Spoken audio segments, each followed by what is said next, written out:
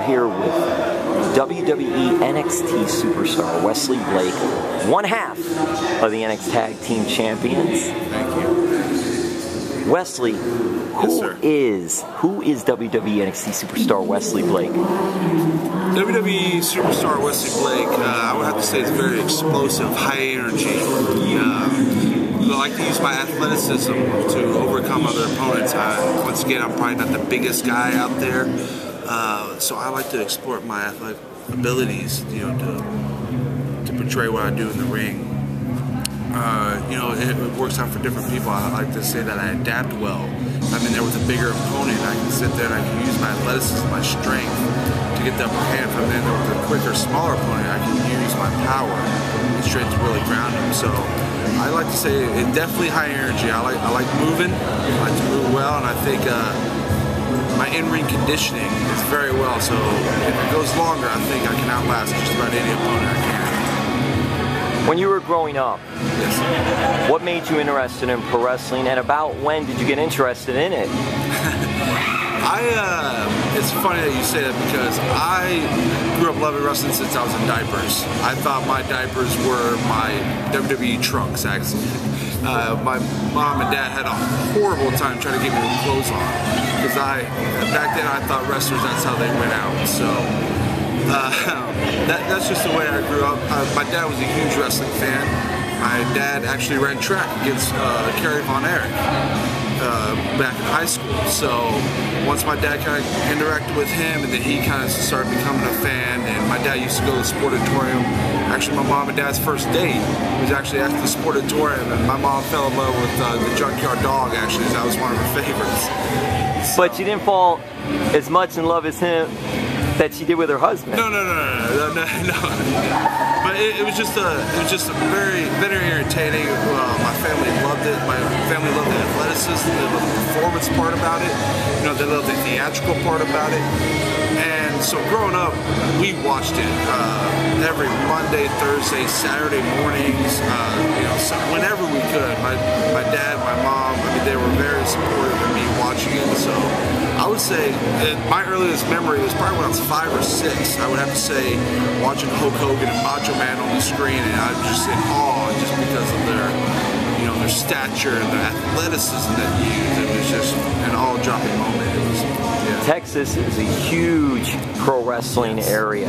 So when you mention like the Von Erichs, something like that, I'm curious, did your dad ever say if he competed against him head-to-head and beat Kerry in any of the track events? It's a funny story. My dad didn't know Kerry at the time, but he was running track, and everyone wears spiked cleats, and he was in the lane next to me. He sees this guy walking up barefooted, and my dad looks over and he's like, who is this guy running barefooted? They run the race. My dad didn't beat him. My dad said he came close. He was on his heels, as you would say. And but my dad got to know me. He knew like Kerry Von Erich, and he was just like, oh wow, that's amazing. And of course, we started talking about how he was into wrestling and stuff like that. So then my dad piqued an interest as well. So, but in Texas, it was huge, absolutely huge. I remember my dad always telling me that his grandfather would watch, the Von Erichs and the Funks go at it, and so happened to be that I trained with the Funks, but if my grandfather would see me train with him, he would be rolling over his grave because the Funks were very bad. Very bad heels back in Texas. So. Yeah, they were the hated rival. Yes. Terry and Dory Funk Jr. and Terry Funk, they were like two of the villains coming in, even though they're from Texas. Yeah, I know. They were the bad guys, so like that. And back then too, when you talk about older fans really believed so much into it all and bought into it so much.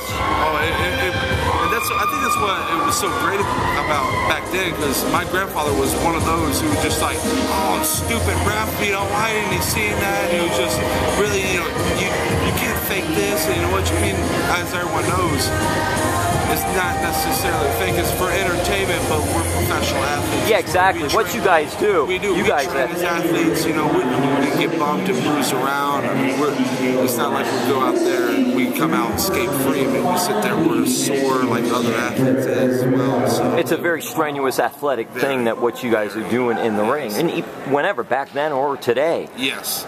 The thing is, when you're talking about that, and then you mention the Funks, and you mention all of a sudden here you got this kid from Texas, played high school football, played Division I AA football as well in Texas, and we'll talk a little bit about that. But you get from Texas to Ocala, Florida, training with the legendary WWE Hall of Famer Dory Funk Jr., who your granddad hated as a wrestler. Says, well, how do you get from Texas to Ocala? Kind of a story with it. I was in college at the time, and I went to WrestleMania 25, where Dory and Terry were introduced into the WWE Hall of Fame. And so I went there. I went to the Hall of Fame, and I was there for their speech and everything. And I heard Dory saying that he kind of had a school out in Florida. And in college, my interest was piqued to join the WWE or try to get into wrestling. So I went to WrestleMania, had a great time, great show, and just so happened my dad just moved to Florida because my dad's in the horse business. So he moved the horse business out there because Florida, as you know, is very, very good in horse business. Especially the Ocala area, right? Ocala, I think it's the second largest horse per capita with land, you know, next to Kentucky.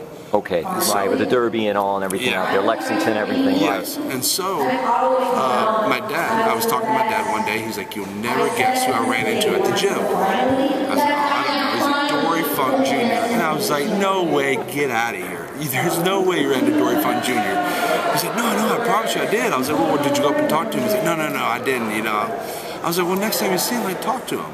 And so about a week or two later, I'm talking to my dad again. He tells me that he ran to Dory Funk Jr. again. I was like, oh, what'd you say? And he's like, oh, actually, he has a school there in Ocala, Florida. And I was like, oh, really? I was like, did you tell him I'm interested?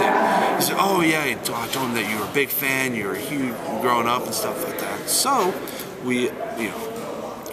my dad gave me their contact information, their email, their phone number, stuff like that. And that's how I kind of came in contact with them. I called them. I was about a year out of graduating. I called them and I was like, hey, kind of introduce myself, how you doing, you know, kind of give them my stats and stuff like that, you know, whatever training school does.